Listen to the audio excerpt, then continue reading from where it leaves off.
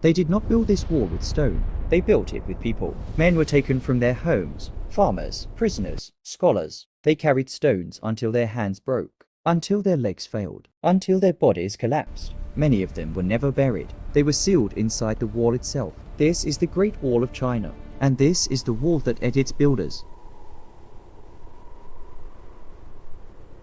The Great Wall did not begin as a monument. It began as an order. In the 3rd century before the Common Era, China was fractured by war, fear, and ambition. When Qin Shi Huang seized power and declared himself the first emperor, he promised unity and security. His solution was simple and absolute. A wall so vast that no enemy could cross it. The command spread across the empire like a sentence. Entire villages were emptied. Men were taken without appeal. Farmers at harvest. Scholars accused of disloyal thoughts. Prisoners already forgotten by the state. They were marched north toward barren mountains and frozen plains, far from their homes and families. There was no single wall at first. It was fragments of fortifications stitched together by force. Earth was packed by hand. Stone was dragged up slopes where carts could not go. Tools were crude. Food was scarce. Winter arrived early and left late. Those who collapsed were beaten. Those who resisted were executed. Those who died were replaced. The labor never stopped. Work continued through heat that burned skin and cold that split it open. Disease spread fast among starving bodies.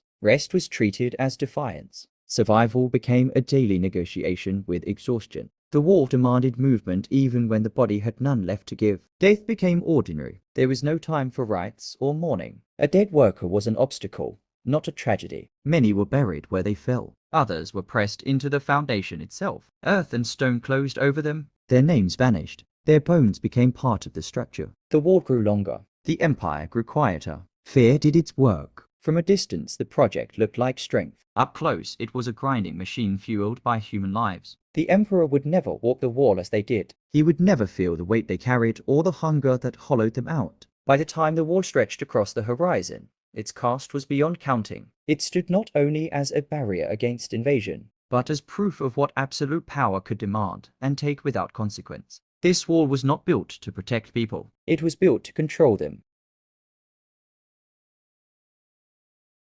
As the wall rose, the system behind it hardened. What began as forced labor became organized punishment. The state learned that fear was more efficient than loyalty. Each section of the wall was assigned quotas: length, height, speed, falling. Behind was treated as rebellion. Supervisors were not builders. They were enforcers. Their task was not to complete the wall, but to ensure obedience. Whips replaced words. Exhaustion was dismissed as weakness. Any pause invited violence. Men learned to work without lifting their heads. Food rations were calculated to sustain labor, not life. Thin gruel, dried grain, water carried from far distances. Hunger hollowed bodies quickly. Muscles failed. Minds slowed. Accidents became common. Stones slipped. Limbs were crushed. Those injured were discarded. There was no treatment. A wounded worker slowed the project. Winter turned the work into a sentence without end. Wind cut through clothing that barely existed. Fingers froze to stone. Skin split open. Blood darkened the earth and vanished into it. Firewood was scarce. Rest was brief. Sleep came on frozen ground beside the wall itself. Death no longer shocked anyone. It was expected. Overseers counted bodies the way they counted stones. Removal took time, so the solution was simple. The dead were folded into the structure, covered quickly, pressed into place. Earth damped down. The wall advanced. Families were never informed. Villages waited for men who would not return. Names were erased from records. The empire did not acknowledge loss. Silence became policy. Memory was dangerous. From afar the wall appeared powerful. A single line cutting through mountains. From within it was a machine that consumed strength and produced silence. Every meter carried weight that could not be measured. Not in stone. Not in numbers. The emperor demanded permanence. What he received was obedience bought with bodies. The wall stood because people broke, and it continued because breaking them was easier than stopping. This was no longer construction. It was consumption.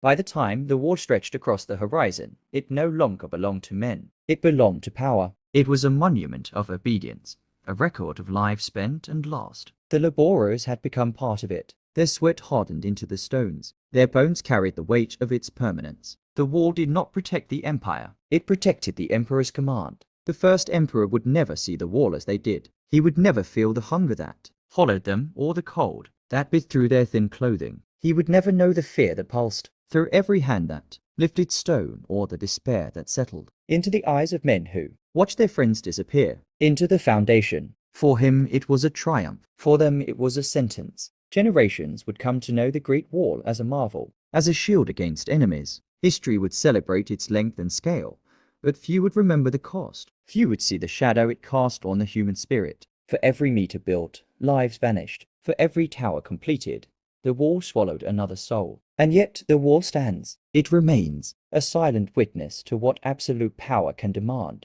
It is beauty built on suffering, strength purchased with pain. It is proof that when rulers treat people as tools, the tools themselves become history, but the people do not. The lesson is clear. Walls are not just stone. They are the choices of those who command and the sacrifices of those who obey. The Great Wall reminds us that power without conscience devours more than enemies. It devours the builders themselves. If you want to uncover the stories that history hides and see the true cost of ambition and empire, subscribe now. Hit the notification bell. Witness the forgotten, the consumed, and the silent. Do not let these lessons vanish like the men who built the wall.